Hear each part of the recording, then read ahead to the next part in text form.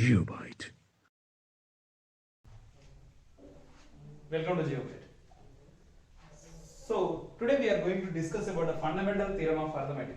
In the previous classes we have covered the previous chapters, and now we are focusing on the fundamental theorem of arithmetic.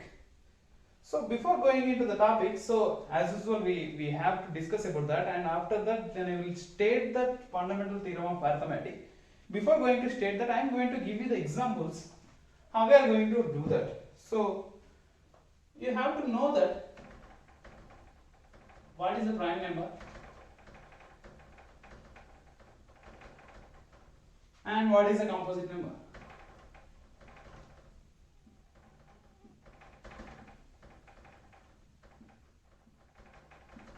So yeah, so what is the prime number? Actually, so what is the prime number? You know from your childhood, that is prime number is like it should have a factors of itself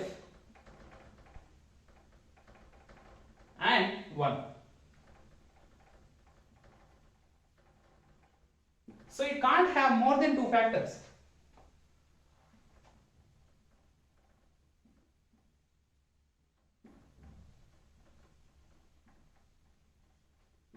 So that is what we call as prime number. So when it comes to that composite number, so it is purely opposite and it should have more than 2 factors. So by this what we are going to know is, so more than 2 factors it should have, and that is called as a composite number, and that should be 1 and itself and any other number.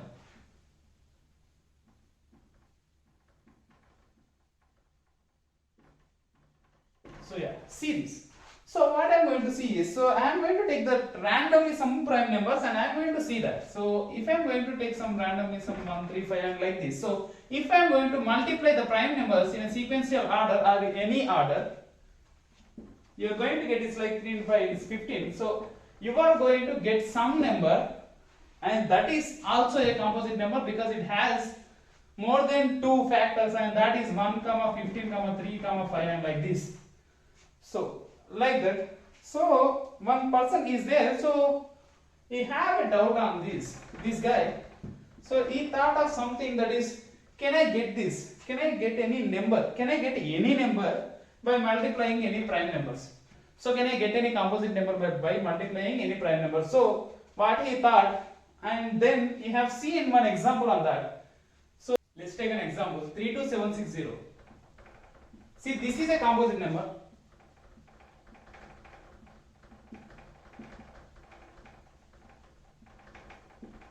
So what I have told you is, so I can factorize anything, any composite number by prime number. Can I factorize this with the prime numbers? I am going to do this now. See this.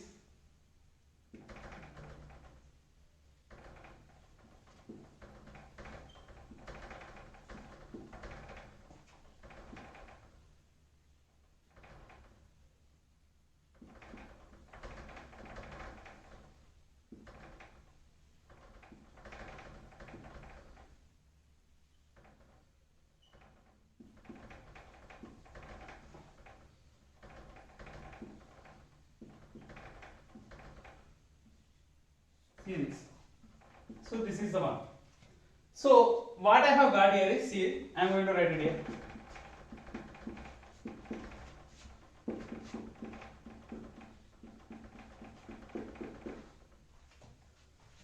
These are the prime numbers I have got for this composite number. So watch carefully here. So what happened is, so for 32760 this is a composite number and these are the prime numbers I have got. So from this what I can say is, I can factorize this composite number by using these prime numbers.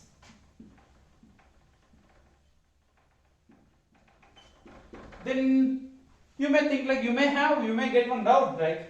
Any one person, he may get the doubt, should I get every composite number?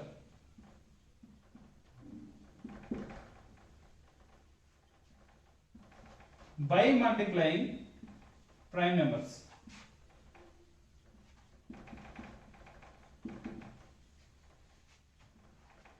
Yes, absolutely. So whenever you want to get the number, if you want to get the composite number by multiplying any prime number, you can get that. So we are going to use that, reverse it again. So I can say that every composite number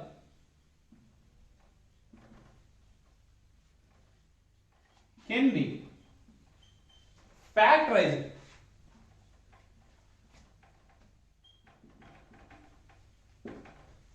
by prime numbers.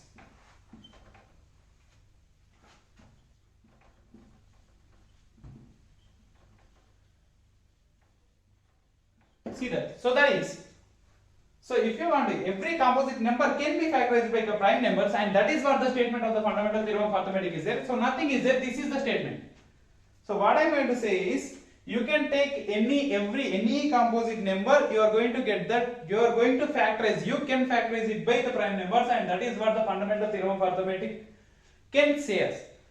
So that is the statement, nothing is there, it's very simple. So this is what I am going to write as a statement. So what I am going to give you the glimpse is, you can write any composite number by, you can write means you can factorize any composite number by prime numbers, that is the first point. And you cannot say the order of the prime numbers, and that is the second thing.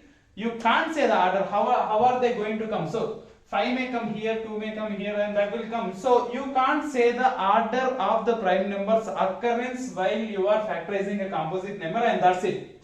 So that is what I am going to write as a statement now. So see here. So the statement is,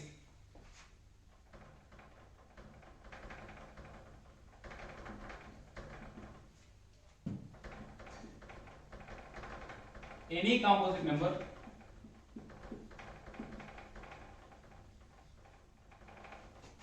can be expressed or factorized as the product of prime numbers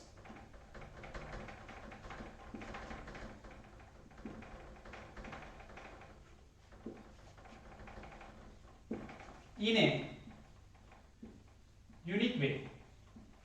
See, in a unique way,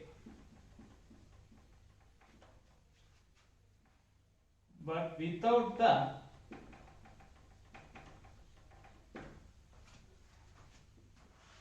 order of prime numbers.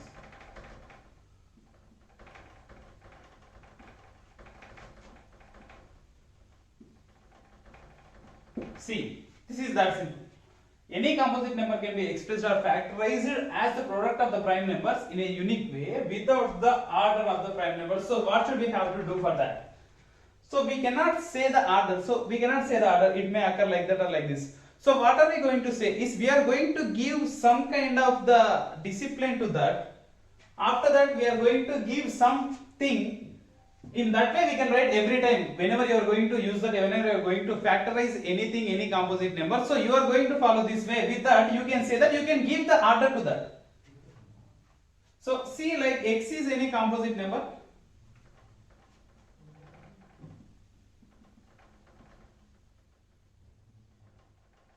And P1, P2, P3 and so on, these may be the prime numbers.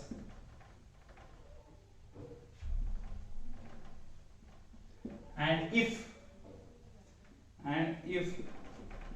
P1 less than P2 less than P3 like that, so what we are going to suggest you, or what I am going to say you is, every time whenever you are going to factorize any composite number, what you have to write is, you have to write it like x is equal to, always write in this way. So you should write them in a ascending order, then you can't get anything. Whatever the P1, P2, P3 and whatever the this power also, you can say that like P square or P cube or whatever the things, but you have to write it in an ascending order.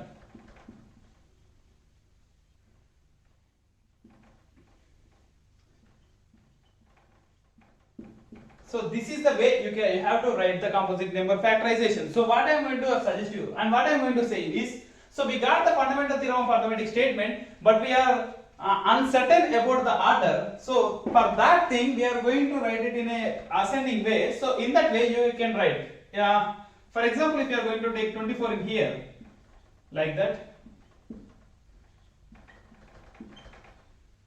see like this. So it's like 2, 3, 2, 2. So what you have to do is, whatever the least number is there, you have to start from that number, and see, I am going to start from 2, and after that how many are there? 3 are there. So 2 cube into 3, and this is going to be the factorization of that composite number, and that is 24. So what you have to do is, so you have to write that number, you have to factorize that number, and then you have to write them in an ascending way, and that is the thing we are going to do it here, and that is the fundamental theorem of arithmetic, and nothing is it. So you can do it very easily.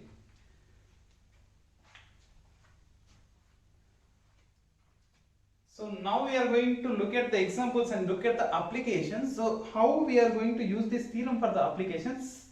Is that going to be very easy or something any unique way? So I am going to tell you, and I am going to assure you that this will be very easy compared to any other method, and I am going to tell you how. And I think no one is going to tell you in this way. Yeah, see here. So see here at this example. Consider the number 4 power n, where n is a natural number. Check whether there is any value of n for which 4 power ends with digit 0. So whenever, so you have, I am going to give you the fundamental thing of the digit 0. Whenever a number is going to ends with a 0, suppose any number, suppose if you can take 10, that should be divisible by 5, then only it is going to give you the factor, the remainder, or this is going to be the divisible factor. What is that? So the thing is, whenever the number, at any number, whatever the number in that real number, so whatever the number should be there, the number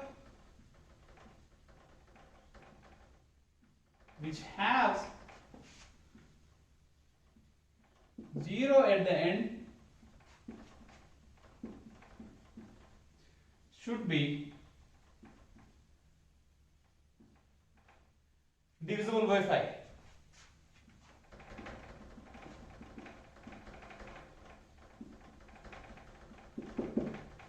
See that? So whenever it is a fundamental rule, that is, if any number has a digit 0 at the end, so it should be divisible by 5, and that is the fundamental rule. See here, if I am going to take this 4 power n number, so what can I write? This 4 power n, I can write this like 2 into 2 power n, I can write like this, nothing is there. So after that, what do you mean by 2 into 2 power n? Means it should be, whatever the value should be there, it is in the 2 into 2 like this, up to n, up to 2n, that would be there. So the meaning of this is, whatever the prime numbers are there, these all are the prime numbers. So if 4 power n is a composite number,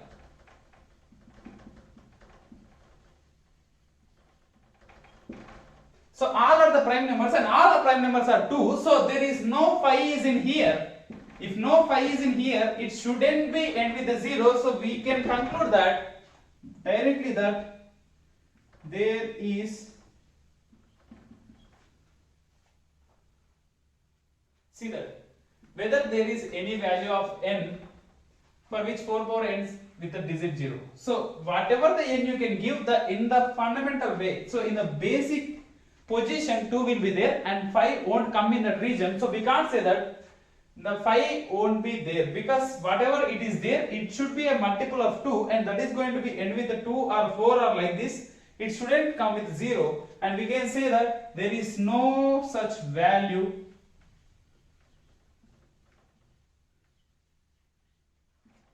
which can give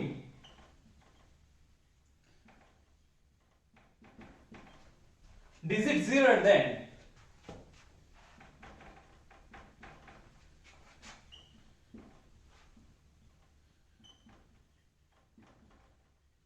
See this. So this is that simple. Now we will move on to the next example. So see here, the example 6. Find the LCM and HCF of the 6 and 20 by the prime factorization method. Then you can see directly here, because it is different to you. You know that the LCM and HCF already know. You have known that. But what is this prime factorization method? and that is nothing but this is going to be the fundamental theorem of arithmetic, but he is writing in another way. So whenever you are going to prime factorize anything and you are going to call it as a prime factorization method, and that's it, nothing is there. So prime factorization method, see here, so LCM of 6, 20, what should be the LCM of 6, 20? If you are going to do it by a traditional method, so the 6, 20 LCM would be 60 and HCF should be of 6, 20 should be 2, because it is the highest common factor and that should be 2, and LCM should be 6, 20 is 60, and you can check it on your own in a traditional method. So what is this prime factorization method? How can I do with the prime factorization? That is very, very simple, and I am going to tell you how. So prime factorization method. So what you have to do is, if there's something written in the method, then you have to do the thing. So prime factorization is there, then you have to prime factorize the number, and that's it. So we are going to see that how to factorize. So prime factorization of 6 and 20, and now I am going to see how I am going to prime factorize the thing. See this. So I am going to prime factorize the 6. That means 6 prime factorization should be, it's like 2 into 3, and that would be there, and that is 2 power 1 into 3 power 1 in an ascending order. We are writing in an ascending order, 2 into 1 into 3. So if I am going to take 20, that should be, see here,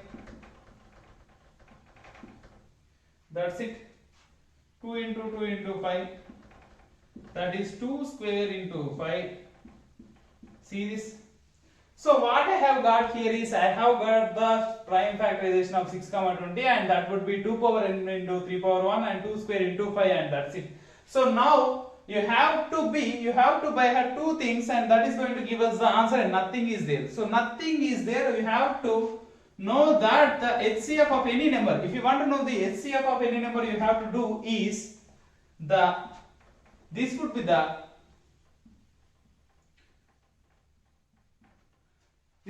smallest power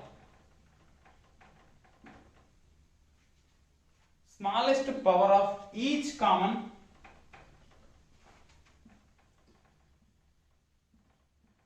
factor of given numbers. The smallest power of each common prime factor of given prime factor of all prime factors of given numbers.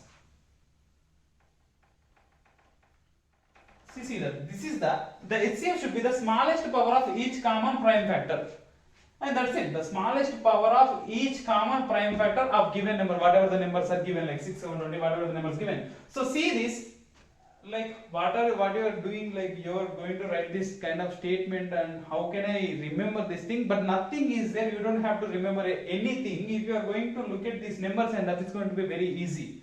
So if you are looking at the statement, अचानक से ऐसे हुआ तो, लेकिन you have to see it's nothing is there, you don't have to panic. That is the thing I am going to tell you, not now, in your future also. See, the HCF would be the smallest power of each common prime factor of a given number. See here, it is 2 power 1 into 3 power 1, 2 square into 3 5 power 1. See this. So 2 is the smallest common prime factor of these two numbers, and in that smallest power should be 2 power 1. Then I can directly write this HCF is 2 for these two, 6, 20, and that's it. That is our answer, and you can see here that is 2, and nothing is there. So I have already told you what you have to see is, you have to see the factors, prime factors, then you have to find the smallest prime factor, then you have to see the smallest power, then you have to select that one, and you have to put it there, and that is going to be the answer. So nothing is there. See, this is very easy.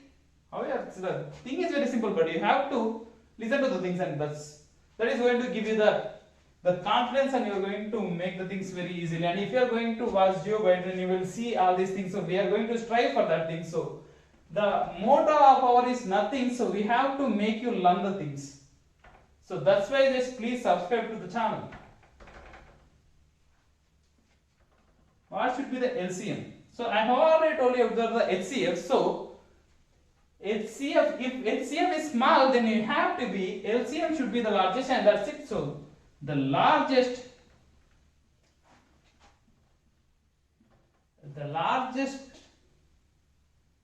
power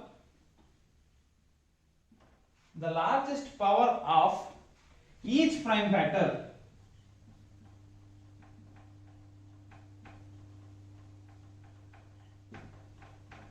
of given numbers.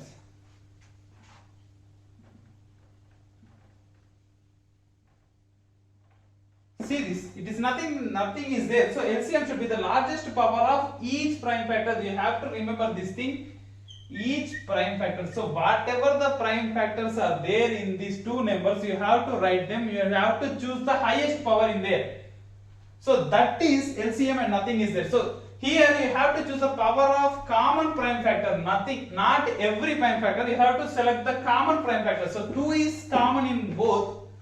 But here, largest power of each prime factor, that means 2 will be there, 3 will be there, 2 and 5. That means 2 will be there, 3 will be there, 5 will be there. And if you have common in both, then you have to select the largest prime factor, and that is 2 square in here. So see, this 2 square would be there, into 3 would be there, 3 power 1, and 5 would be there. See, it is 15 into 4, and that should be 60. See this. It's that simple. So if you tally this with the theoretical thing, and if you tally with this the traditional method, that is going to be the equal 60 and 60, and we are going to say that is equal, and this statement is true. And I have already told you these two statements, and these are going to be very easy. So don't look at the statement as the statement. You have to look at the question and the prime factors, and you are going to get it very easily. No problem with that. See, the largest power of each prime factor, you have to remember one thing, that is each prime factor whenever the LCM is there, common prime factor whenever HCF is there. So highest common is there in here in HCF, and common here also, so that's so simple. And then LCM is there, L is there, so largest is there. So this is the easy way to remember, and I am going to tell you how. So please subscribe to GeoByte, like, share and comment to these videos. Thank you. GeoByte.